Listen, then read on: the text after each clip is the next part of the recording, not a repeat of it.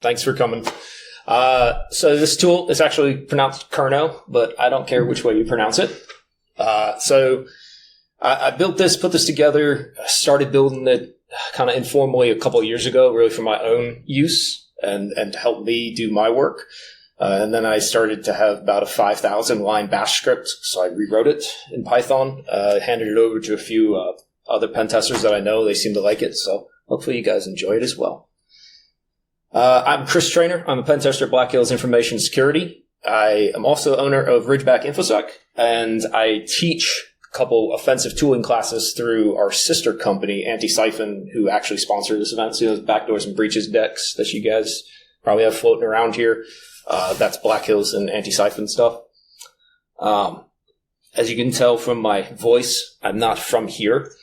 So I'm a little jet lagged, but we're going to roll through this.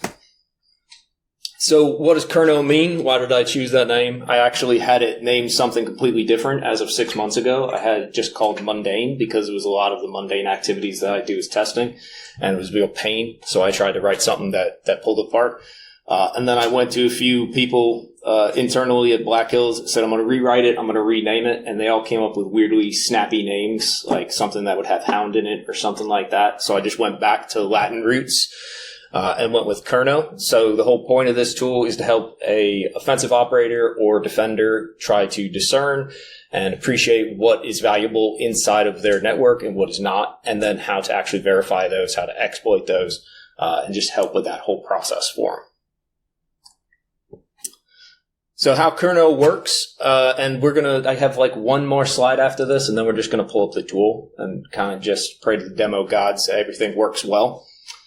So Cerno, I built it basically just lives inside of your terminal. It's just a sort of modified terminal UI type of process, which you'll see in examples of.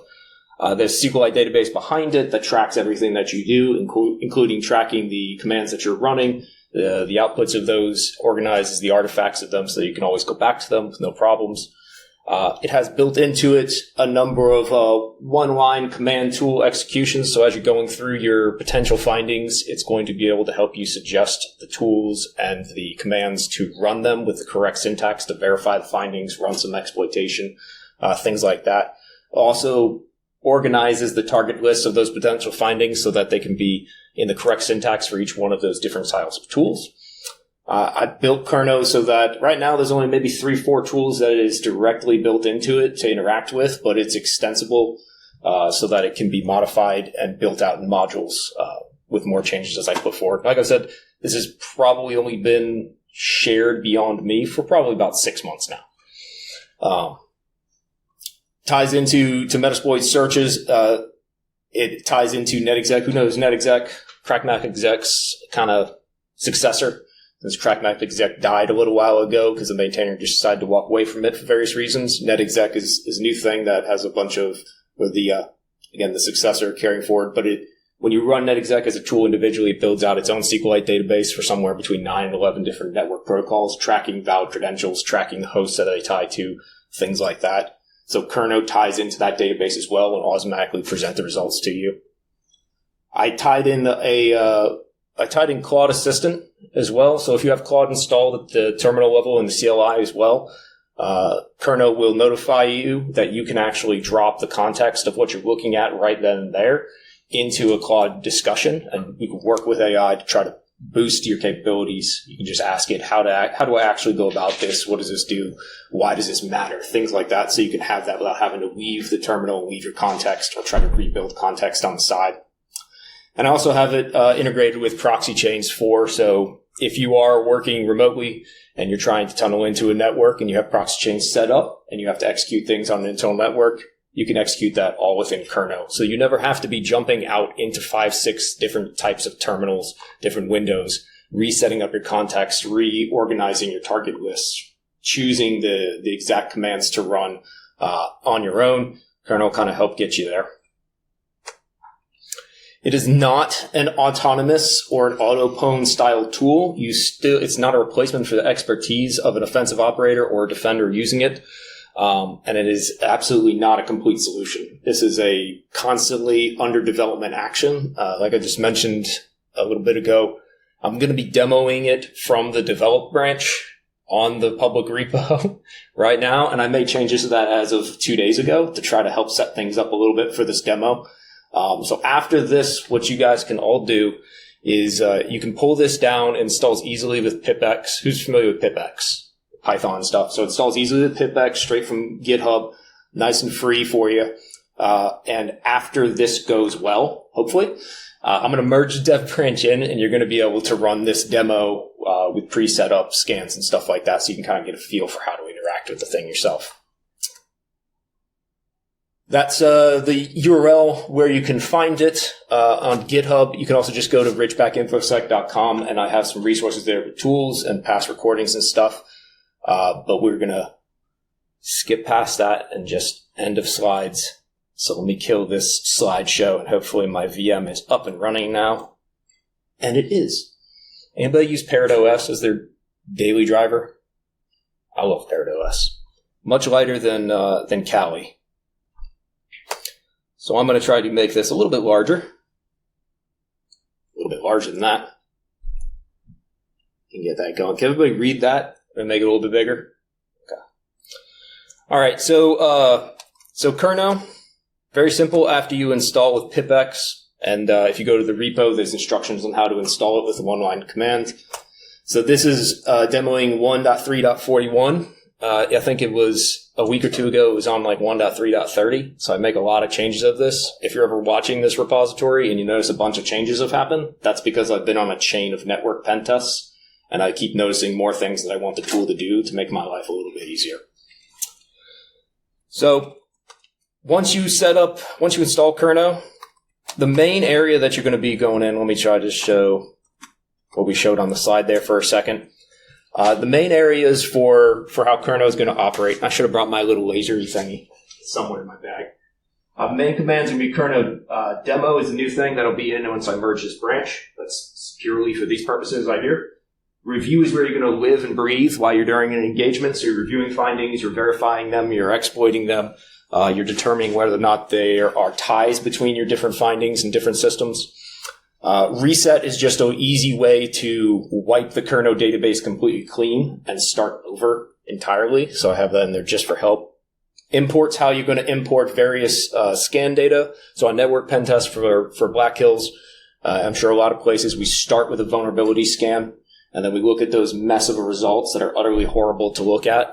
We use Nessus. A lot of people use Nessus. A lot of people use different things. Right now, the initial setup for Cerno works with Nessus, but I designed it in a way that if I just get the data model for any other scanner, I can upload that as well and enhance this and work with that. I already have some feature requests to do some of them. Scan's going to help you see what your scan management is, so you can upload multiple scans. You don't have to just do one at a time. You can also compare between two scans to see how you're doing. So if you're ever running a vulnerability scanner and then 6 months later, a year later, you run it again and you want to see how things have changed between those two, I'll show an example of how that works. It's also highly configurable with a nice little configuration YAML file that it manages straight from the terminal. So you can set and unset different configurations to work in different ways. And my favorite part of it is the workflow management in this. So it's one thing to have templated commands. It's one thing to have syntax being taken care of for you and structured for your target list and stuff. But who's the offensive operator? Pen tester, red teamer? All right. Who's defense? Couple people. All right. What's everybody else? Management? Yeah. Hanging out? Okay. Management and stuff. So this can even help with management stuff too, if you're comfortable in a terminal a little bit. So workflow management is the idea that there's not just one command to verify or to prove as a false positive. So if you have something, I'll show you an example here. If you have something with, say, SMB signing not enabled, not required on an environment, there's one thing to verify that, but actual exploitation is a handful of tools working in conjunction to take it all the way through. So that's the idea of a workflow. I have a handful of workflows come with this. But I have the capability for the tool where if you're working in a shop that you don't want your special sauce workflows publicly known in a repo somewhere, you can add an argument when you start Cerno up, or you can configure the actual configuration of it to include your custom workflows. And those are just a YAML-defined structure. And inside the repository, there's directions on how you can structure that and verify that you're working well. So you can package your own straight in. And if you also say, we hate Chris's, his workflows are crap, you can exclude mine and just run your own. So what does that look like, how you run the tool? So I said kernel review is kind of where you are going to live and breathe. So first thing that you run up here is run loaded 9 default workflows right at the top. It's going to do a tool check for the things that it natively supports and interacts with. Easy things like nmap, netexec, metasploit. Custom commands is going to give you templated references. So you got environment variables to write your own custom commands and just reference those environment variables for the target list, for the port list, for things like that, services.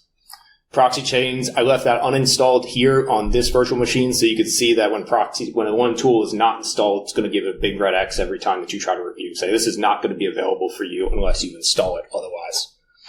And then I also have Claude CLI installed on this, and then hopefully if my internet works as we go through here, we can see an example of that real quick.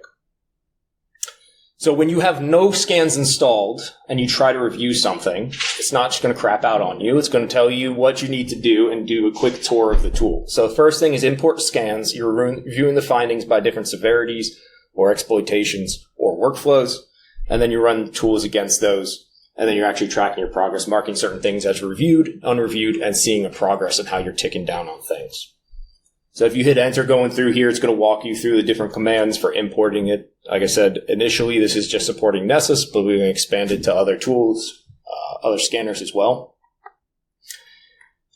You do a kernel import, specify Nessus. So if you get another scanner later on, it's going to be kernel import, whatever that scanner is.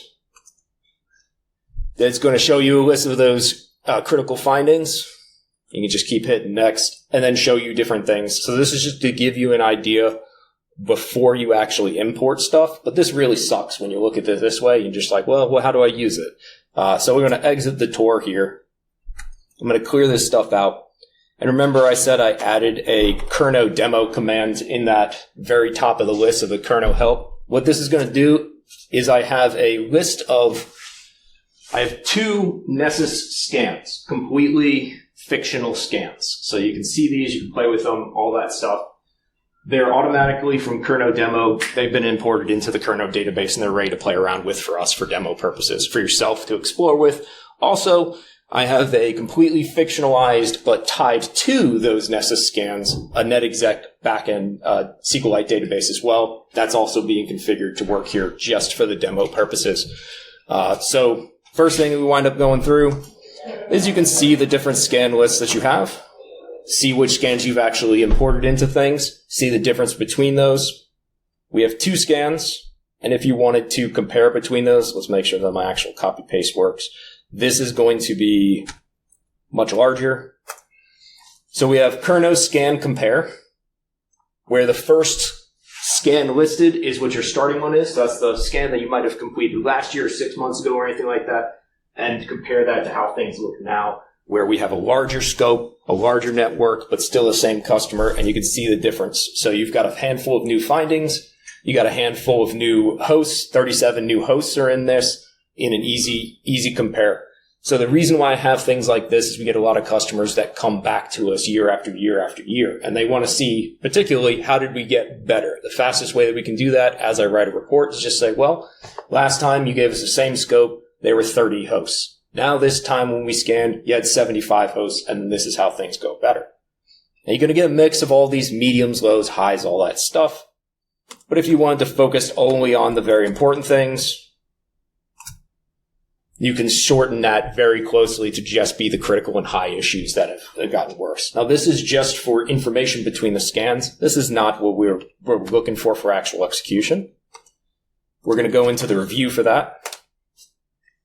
So you run kernel review, similar thing that we just saw before I imported the scans, is you got tool availability, the workflows have been loaded up, things like that. Now we've got 2 scans listed in there to actually be able to run through our findings and do exploitation, run our test tools, things like that.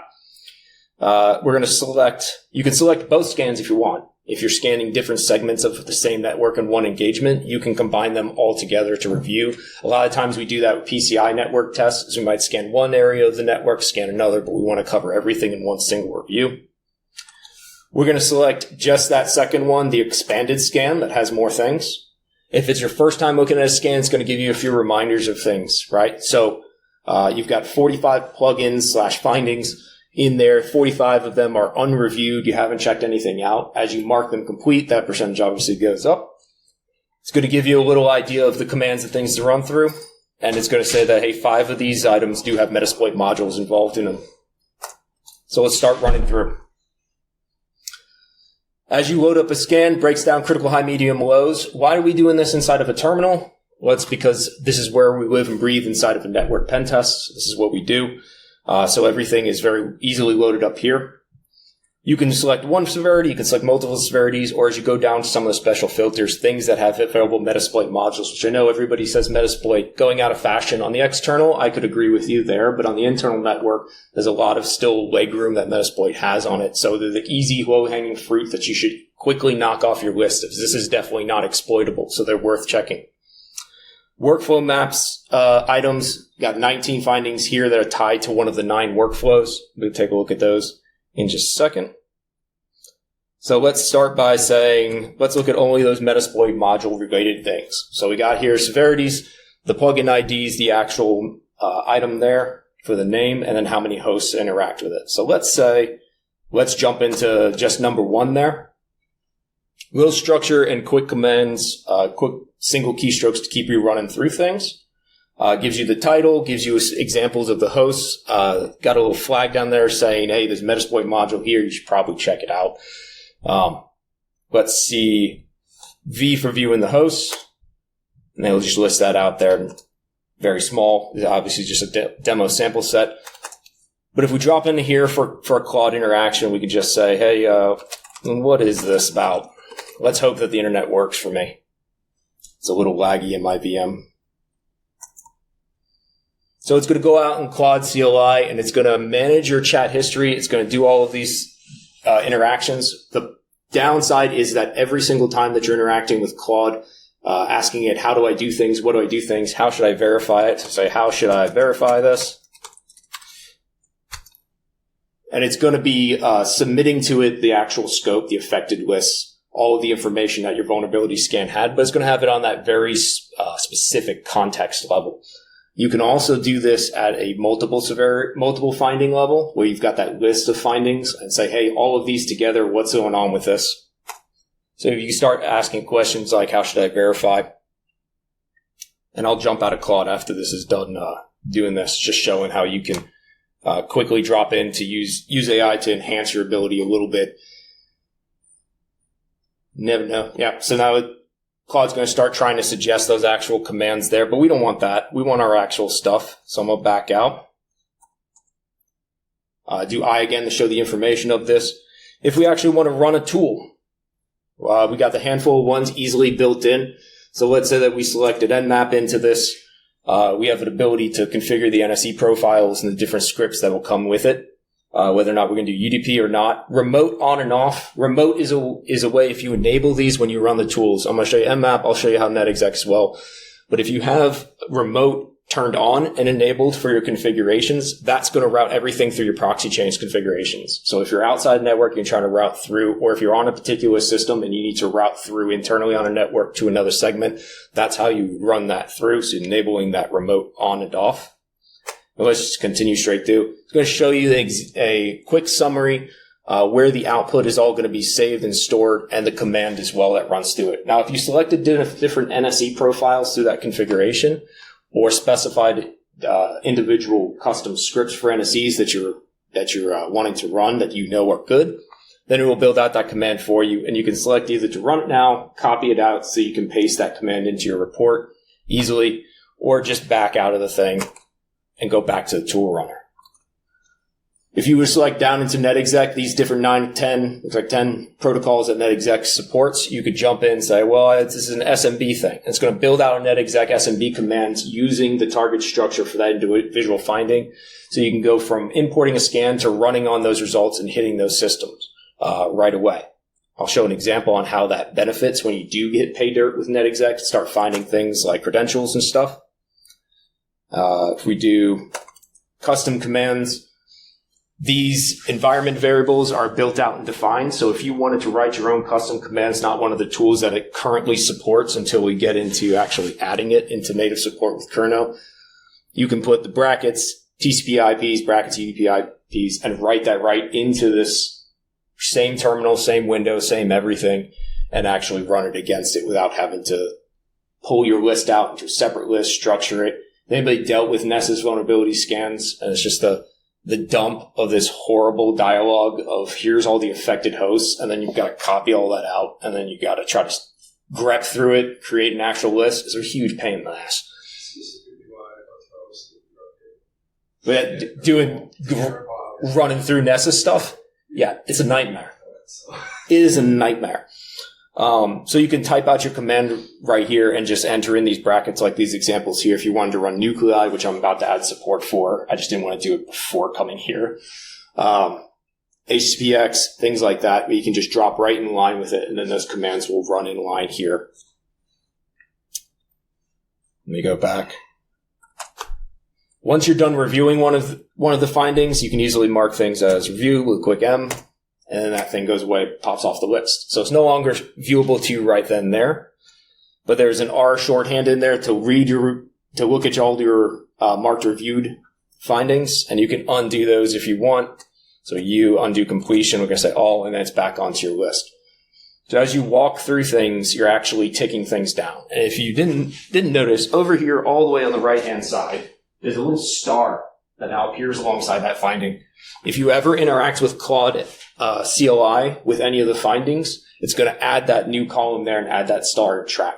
So if you're going to have a past conversation a day ago, a week ago, a month ago, and you're coming back to it, Cerno is going to remember the entire context of that conversation, because when you're interacting at a one-off command with Claude, you're using that -p argument, and it has no idea of what any of your past conversation is. So Cerno is going to go through those past conversations for you, summarize them into something actually usable, and put it in a short form so that Cerno can, or that Claude can pick right back up where it was as you come back to those items.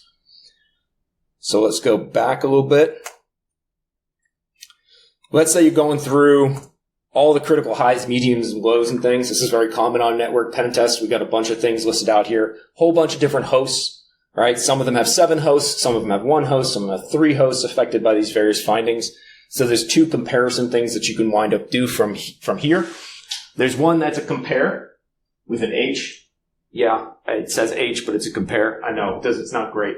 But an O for overlapping. Those 2 filters, what they're going to do is for all of your shown findings right here, it's going to start to say, if I did H for that host comparison, it's going to filter those findings into groups where the findings have identical affected hosts and ports for their systems.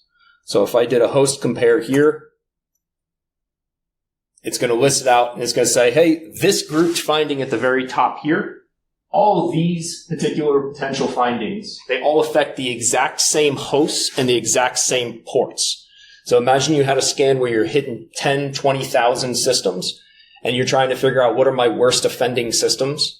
Doing a quick host compare along your findings can say, well, hey, if I fix these 3 or 4 systems in here, a lot of these findings go away, right? And to select those groups, you can do G1, 2, 3, 4, 5 as they're listed there with a little index, and then it's going to filter in just for those. You want to see the actual affected systems inside of those. You can do V, and there's the affected list of those filtered findings. You can do V inside of a specific finding as well to see just those, but all of these broken down exact same interactions. So those 4 findings hit those 6 or 7 systems and the same port. So if you wanted to resolve one big thing and you had a lot of identically affected hosts and ports, that's a quick way to tell your customer or you to go back. Let's clear out the groups. So we're back here. The other way to sort through things is through overlapping. So one way to look at it is you have a host comparison, and those are going to show you the identical affected hosts and ports between different findings. If you did an overlapping search, that's going to be a superset search. Then you're going to say, well, maybe I had one finding that actually affected all of the other systems of these other findings. They're not identical, but it includes all these other findings in this list. So if you did an overlapping comparison, I did OO there instead of O. If you did an overlapping comparison, you could say this one finding at the top here actually impacts all of the hosts and ports of these as well. So you're starting to group things together so that as you're verifying findings, it gets a little bit easier to break things down a bit. That's all good for organization and trying to say where I spend my time and when. But let's look a little bit, let's go back to these special filters. So let's say that your vulnerability scanner identified that a bunch of systems or a bunch of findings have actual Metasploit modules associated with them. This is where you should spend your initial amount of time. Notice we actually had one that we were looking at before, we said. There's Metasploit AI in there. Now I stopped short with Cerno to making this, hey, Metasploit, go run this module right away type of thing. Where it's built out to the point, like I said, this is not an auto-prone. I don't want to replace expertise. You absolutely should not just start firing exploits and Metasploit modules around your environment by just saying, tool, go, right? I know a lot of people like AI pen testing of just saying, hey, AI, I was talking to somebody in Detroit, and he's like, I just put an agent on the network and just told it to go ham crazy in there and do whatever it could do. And I was like, wow, that's really risky of you. What customer are you working for? I was like, oh, no, for me, for our company. Like, I'm an internal pen tester. I was like, I hope you had explicit authorization to do that, because if it just starts tearing your environment apart, it's going to be a bad deal for you. So if we went in, it had a Metasploit module available, you could find information, particularly it's going to have that in the Cerno database organized for you. So if we wanted to look at those exact things, I need to clean up, it kind of prompts you and make sure you want to run certain things too much. So now it's searching for the exact tied together Metasploit module. It's going to show you that output from Metasploits from MSF console. If you wanted to see the more information about those, you could take that path for any of the modules, drop it in there. I shouldn't need another different prompt here. I need to clean that up. Do you want to run this? Yes. Are you confirm you want to run this? Yes. It's going to just pull the info of that in there. So without having to leave the one review process of a particular finding, we can see the potential exploit, see the information on the exploit, and have the possibility to launch that exploit straight from Cerno using the target list that Cerno can organize for you with environment variables without ever having to jump in and out of terminals. That's all well and good and fun, stuff like that, but I mentioned workflows, so I'll show you an example here. So as we went back to our initial filter within a scan, we see that there's a special filter W for workflow mapped. 19 findings are tied within that. These are the different workflow names. Each one of them has multiple steps to actually execute to figure it out. So let's just jump into SMB signing not required. Yes, that's the name. That is the same of the finding itself. It's going to include a bunch of other findings in there. So that just jumped into the filter of just that workflow. If I went back and I said, let's do with the weak SSL TLS one, the top one first, it's going to show all the findings for that particular workflow. So all of these findings can be verified through one single workflow and potentially exploited depending on the different map. So let's look at the SMB signing not required one. Now there's a new thing that pops up when you go inside of a workflow. This new W here.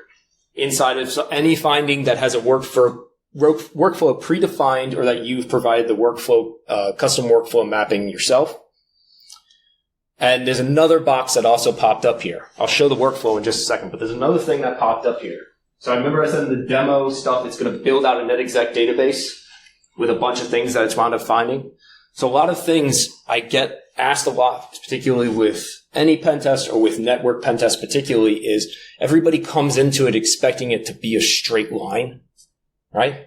I have a possible thing. I have a vulnerable system. I'm going to exploit it. I'm going to move here. I'm going to somehow reach this miracle end state of there's nothing more to do. Or I have this magical sign that the Wile E. Coyote holds up and says, you've reached the end. You can now stop. But what really happens in offensive operations and when you're tracking things inside of an environment is you wind up finding something with a different tool that can supplement your abilities for the rest of that engagement. The problem is, and what Cerno initially tried to do was you lose that context as you jump between your terminals, you jump between your tools. So when I pulled up SMB sign not required, it says there are 11 affected hosts. Let me read off of here. 11 across 2 different ports. 11 affected hosts, 2 different ports, 139 and 445.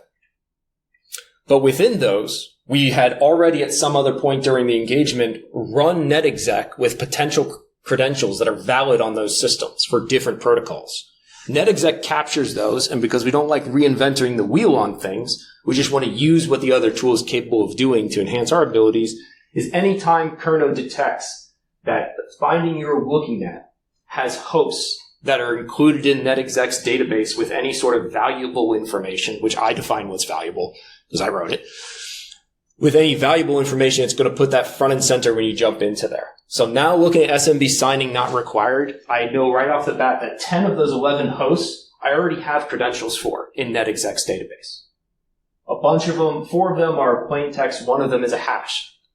So if I already had hashes and I already had plain text for 10 out of 11 of those systems, that's going to really help me when I start trying to exploit those with SMB signing and relaying and stuff. If I already had a valid hash that happened to also be the admin on one of those systems, that's going to be the first system I start looking at when I start exploiting things and start do relay around the environment for a little bit of privilege escalation. Now, if you want to see exactly what netexec had to play for you, I think I hit it too much here. You can hit N for netexec data, and it's going to jump you through the actual breakdown of what netexec has for each one. So it's going to show you for this host, it has that information, different shares, read, rewrite access, things that have been figured out. And already right here, this is SMB signing not required, so you're trying to verify that first thing that was verified before you exploit it. Are those conditions actually true that the vulnerability scanner tried to tell us about? Yes, conditions are true. A lot of times for this particular one, netexec is a tool that you'll use. Nmap can be used as well. You can use any number of them. But we already have security flags in netexec that says, yes, signing is disabled on this system. So I already know it's already verified by other actions I've done before I ever got to this finding. So do I have to rerun the same crap over again? No. You could jump through different pages, sign disabled, SMB v1 enabled, things like that. Different vulnerabilities for netexec that jump out to you. So if you're running through this, like I said, there's workflows. If a workflow is mapped to any finding, as you get to it, workflow appears as an option to enter there. This is the style that you'll get. So for this particular one, for SMB signing not required, who's ever exploited SMB signing not required in an environment? Right? So you've got some idea of what's but for everybody else jumping into this, or junior people that haven't done this, seen this 100 times, they might not know or they might not remember, right? So the first thing that you do is you could run a netexec command or an nmap command to verify the conditions of signing not there. The next step you should do is to check that output for that message signing disabled or similar. Don't go dark on me. Then you want to test the feasibility of an NTLM relay attack. Who knows what an NTLM relay attack is? Who remembers offhand without having to look at notes the exact syntax or command that you have to do to run that? Now it's defined inside of a workflow. I don't have to remember. I'm a huge fan. Anybody ever seen Indiana Jones? Right? So there's a part in Indiana Jones in The Last Crusade where he's talking with his dad and he has to decide to go to Berlin or go to Jordan. Right? And they have to go into Berlin because that's where his dad's diary is that details out his life's research. And he gets real mad at his father and he says, you know, why do you have to go to Berlin to get that? You did this research. It's your life's work. Can't you remember it? He says, no, I wrote it down in my diary so I don't have to remember. Right? You can't remember everything on every engagement. So writing down your notes and having your field notes right in the tool where you're going to execute those actions saves a lot of time and a lot of effort. And the next thing you'll wind up doing, if you can actually do relaying, is you might want to do an enumeration of accessible shares as a follow-on activity. And you can expand upon those from there. Different references for other stuff that you might want for your report or to refresh your memory can live inside of those as well. Let me go back. So as you run through these things, let's say that you had all of these filtered, all these highs, you got them all done. We're going to mark every single one of them done. This is where we start to use Cerno's tracking ability to see what you've completed and what not.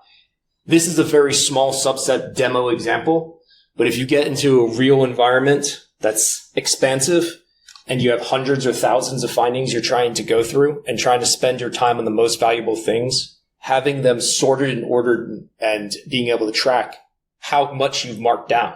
So starting with those criticals, starting with those workflow map things, starting with those Metasploit module tied findings, you can start to see the percentages tipping down. A lot of times what a lot of burned out pen testers are going to tell you, or offensive people are going to tell you, is I just don't know how far I've gotten in this environment and I feel like there's more, but I'm not sure. This is a starting point. You start with a vulnerability scan and then you move forward in your offensive engagement. You do not start jumping into an environment unless you have the conditions of your tests where you don't have any visibility as to what's there, right? So as you start marking things down, you start to feel a little bit good about yourself, percentage points go up, and you start to realize I am actually making real progress. I was considering putting a extension onto this where you could run Cerno with a Star Wars command along with it. And then as you inch closer percentage-wise, it's going to have you moving bit by bit down the Death Star trench until you can actually hit the reactor that's 2 meters wide, right? No bigger than a womp rat.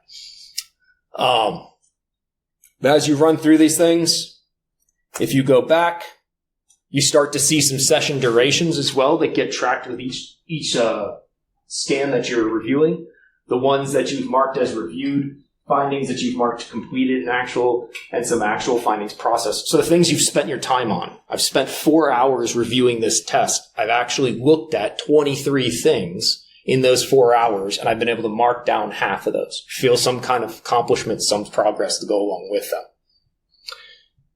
Notice the last reviewed there starts popping up as 0 minutes ago or never reviewed in your tracking. So you'll jump back into it and you realize I haven't looked at this in an hour, or I've always been looking at this.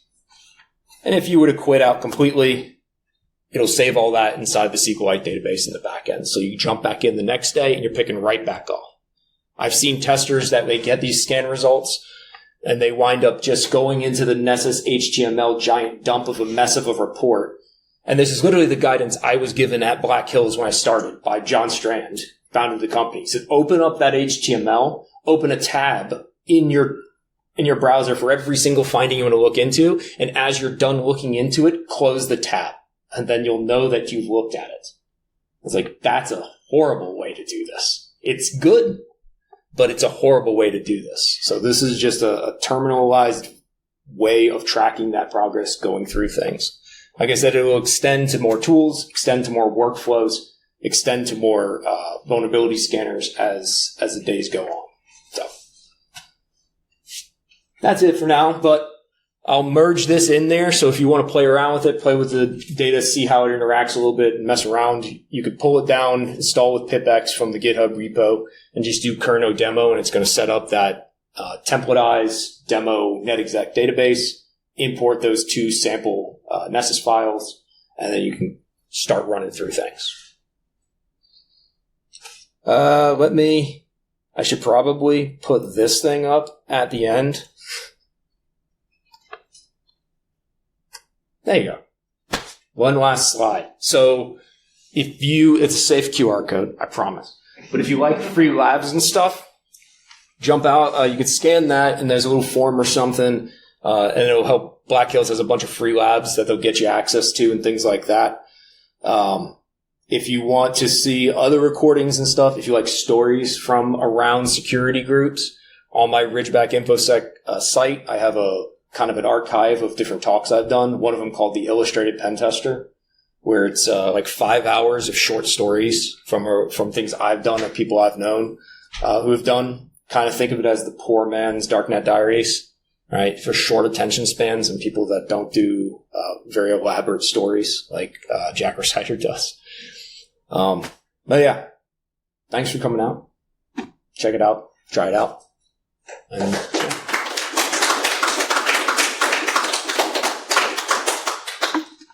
Any questions? I'm lingering around for a while before I take the train back to Manchester for my flight tomorrow.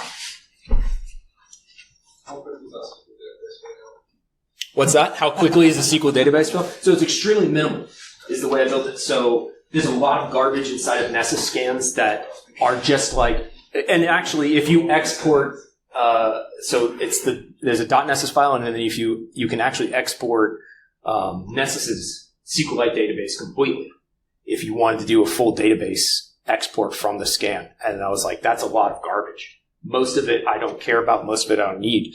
So when you do that Nessus file import, it says, yeah, here's these like 6 things that actually matter from Nessus. Here's the description and the output from the tool itself. So if you were in, since there's nobody after us and we got a bit of a gap, I'll show another thing here. So if you were inside of the review,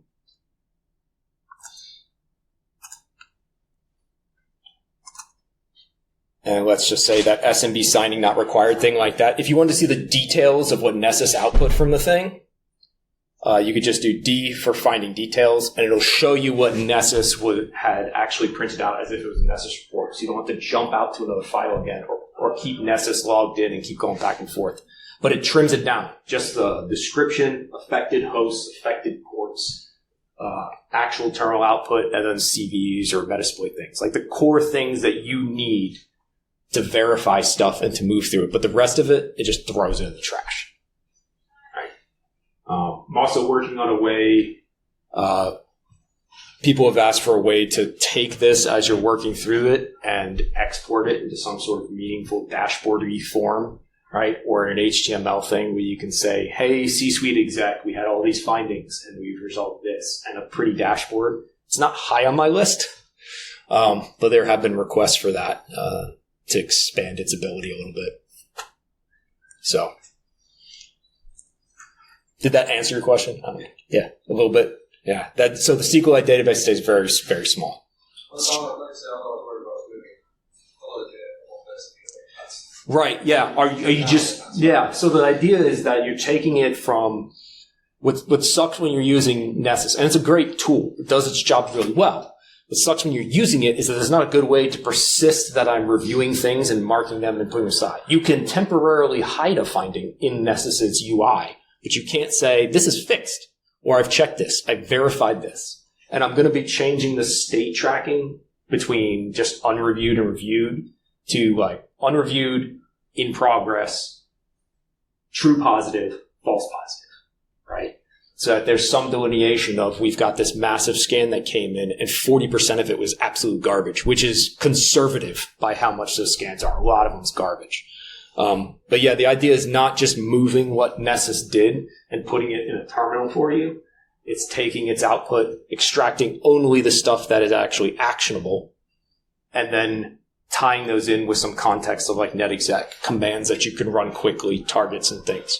Because yeah, I lose a lot of time on tests before this just trying to organize, here was my affected host for this one finding over here. But wait, wasn't that host over here in this other finding? And didn't I do something else with it over here with netexec? And I just get none of those wires crossed. This is a good way to do it. You can also, if you drop in, and I've done this on actual tests, if you're working through things and you have a finding that has netexec information with it or something like that, all that context will get passed to Claude when you're interacting with it. So you can say, hey, this had these credentials from netexec. You have that context passed to you when I'm talking to you. What else can I do with these? And it'll start generating some more ideas. Thanks, Chris. I think we're going to have to leave it there. Yep. You are going to be around for the rest of the day, though, aren't you? So I'll be around for a while. Come find Chris. Let's give him another round of applause. Thank you very much.